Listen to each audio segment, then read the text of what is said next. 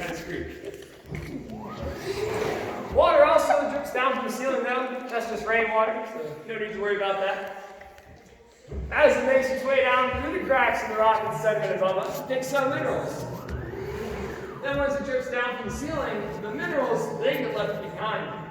So layer by layer, drip by drip, mineral by mineral, they form stalactites, like the eagle's wing right there.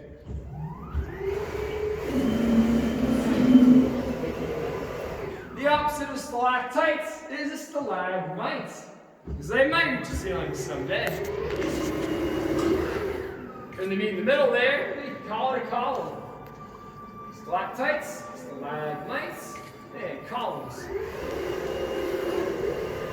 Going back to the stalagmites though, on the left side, that's the one that rules them all. The Statue of Liberty. Statue of Liberty. It's our oldest and largest stalagmite cave.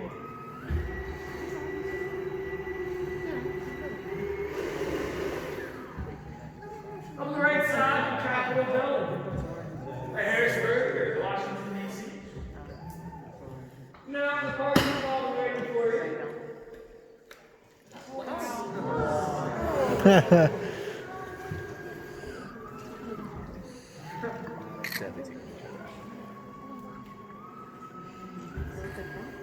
So as you roll through the first room here, just admire its beauty, I'm going to talk about what all the colors are. The gray color, see up on the walls there, that's the limestone. That's what the cave's made out of. It's a limestone cave. It's the bedrock here, it's in the valley here. The white color, that's calcium. More specifically, calcium carbonate, calcite. That's what our stalactites and stalagmites are mostly made out of. The calcium carbonate, that's also the main ingredient in Tums. Which means, if any of you have heartburn, theory, you can stand up like one of these stalactites right there. It'll probably cure you right up. It's a cave of many wonders.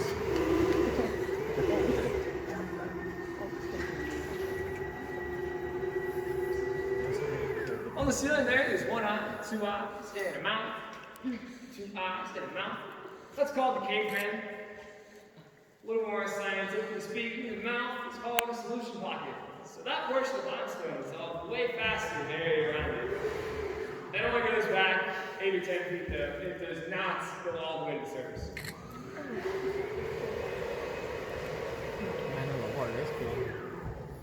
And the last main color that we see is reddish brown iron oxide. Scientists call it iron oxide. I don't just call it rust. It's basically what it is. Water drips over the iron in the rock and it rusts, it oxidizes. That's why it's red. Anyone have any questions about any of those colors? Or really anything down here at this point?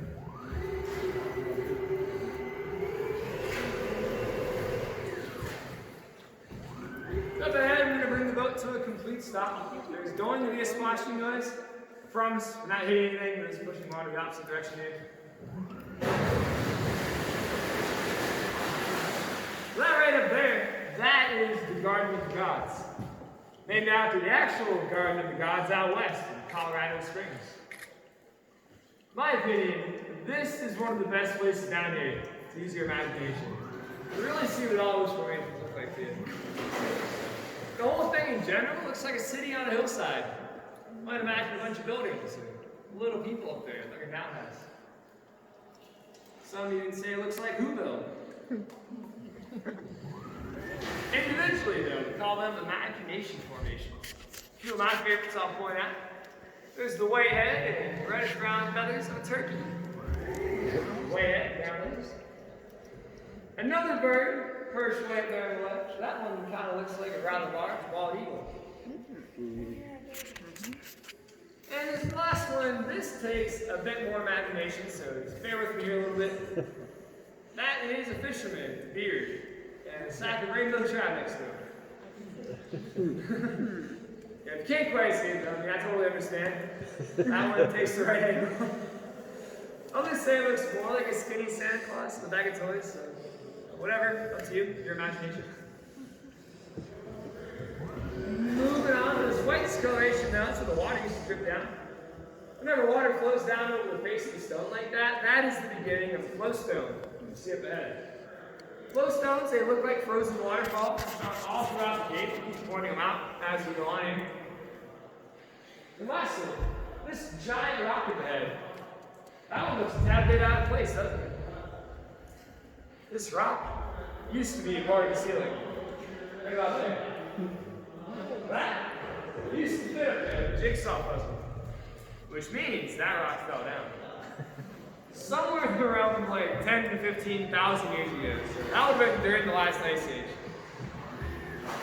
That's when all the water down here froze, causing it to crack and expand. So push that rock down from the ceiling the way it sits now.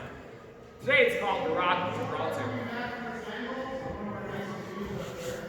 The space that boat came through, that is called the Straits of Gibraltar.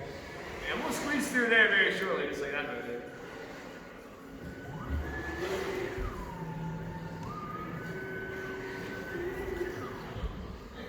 There you go. Does anyone have any questions before we move on here?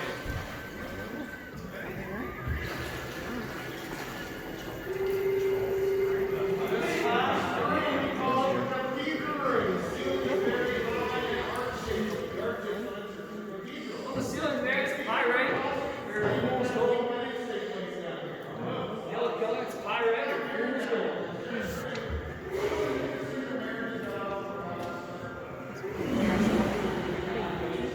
On the other side of the boat, we have some popcorn or coral. Popcorn or coral. Basically, tiny sideways stalactites. Scientifically, the word is collectite. Now, this next part's really important. Those of you on this side of the boat, my left, your right, in order to squeeze through here, you will have to duck your head a little bit. Please watch that. And everybody on board, just make sure your hands are inside the boat. I know it's really tempting, but please don't touch the rock.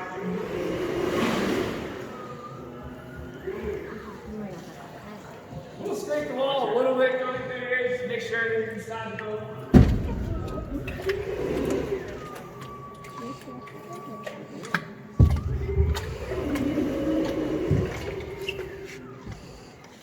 On the left side there, that one kind of looks like an owl. To the left of the owl, this is one of my favorites, Penn statement, lion. And to the left of that, the Buddha, or Sphinx.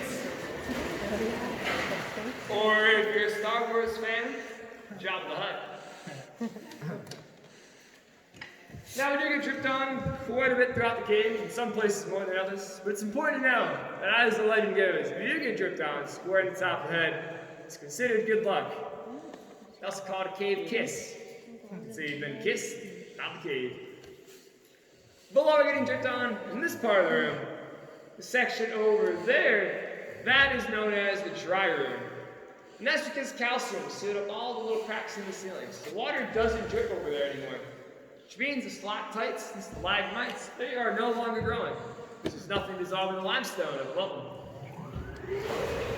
The other thing about this room is that in the very back end, there's actually another entrance to the cave. It's called the dry entrance.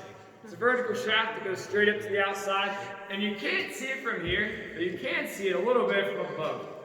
So if you go out to the main parking lot, look behind the Pepsi machine into the other sinkhole, there's a fenced off area with a hole in the ground.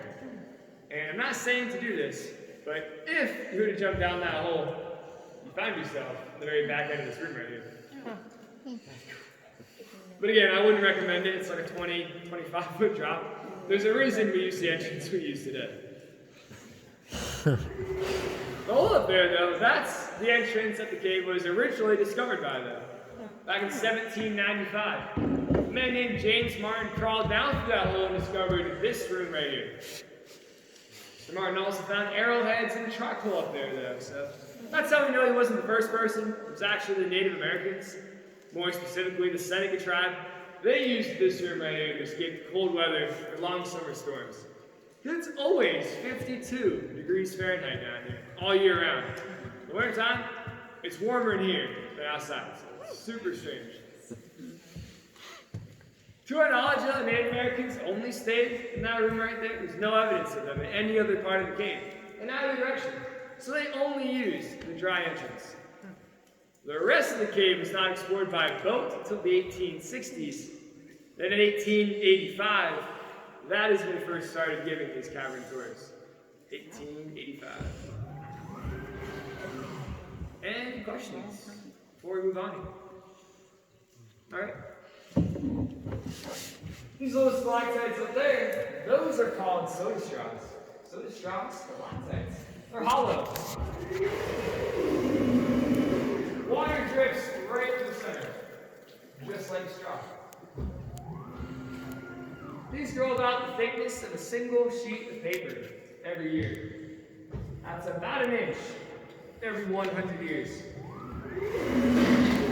Larger formations, they take even longer. So once a formation's about 3 feet, then it grows an inch every 3 to 500 years. This flowstone right here, this is called the chimes.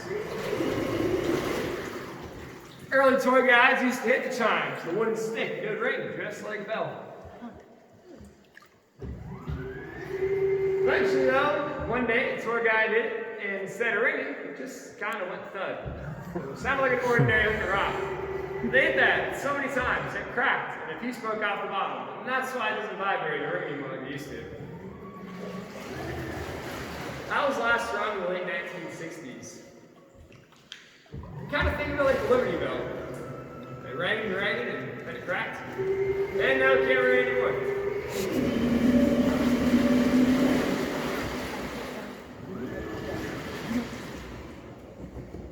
Up above us here, they're called drapery or curtain formations. Drapery or curtains. Formed as the water, trickled over the edge of that limestone above us.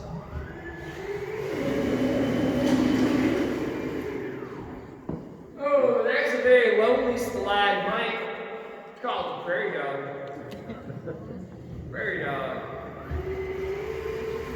And on the other side of the water there, his more ferocious friend is the crocodile. Crocodile rock.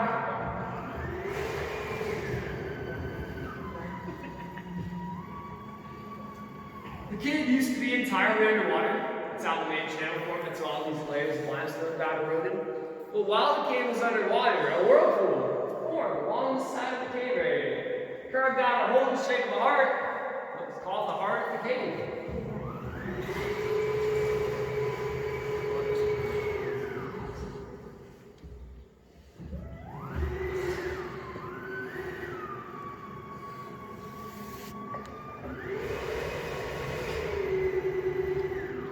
Another one of my favorite formations over here, that is the gummy bear.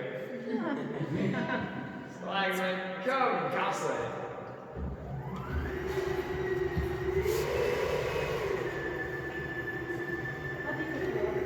The majority of the cave is between 3 and 5 feet deep. The deepest part of the cave is back in the dock. That was about 15, 16 feet deep because of the spring. But everywhere else, if you were to fall, you need to stand up. This is also carved out by a whirlpool. And much larger than here. I like this one because you can actually see the swirl marks on the tops of the individual whirlpools.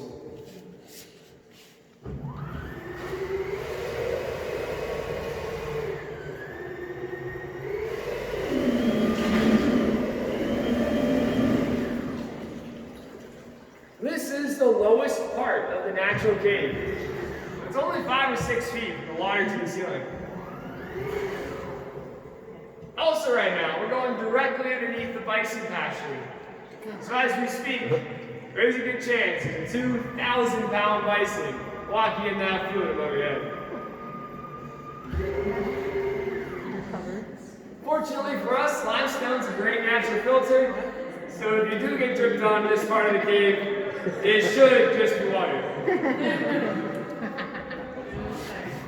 I don't make promises about it.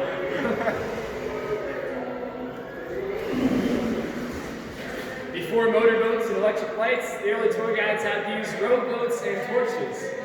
And while that sounds kind of cool, these torches helped a lot. The early guides would toss a torch up there and it would light up nice and pretty. It used to be pure white calcium.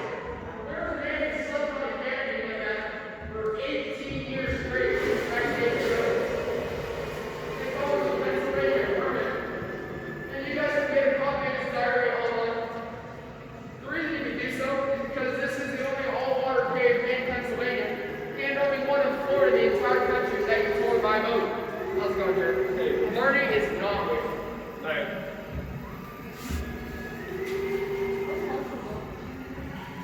Just the angle of the rock.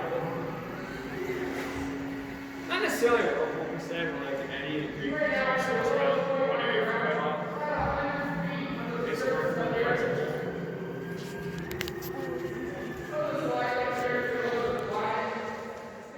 That's the Canadian side of Niagara Falls. Canadian side. Up above that is the New York side of Niagara Falls. Canadian side.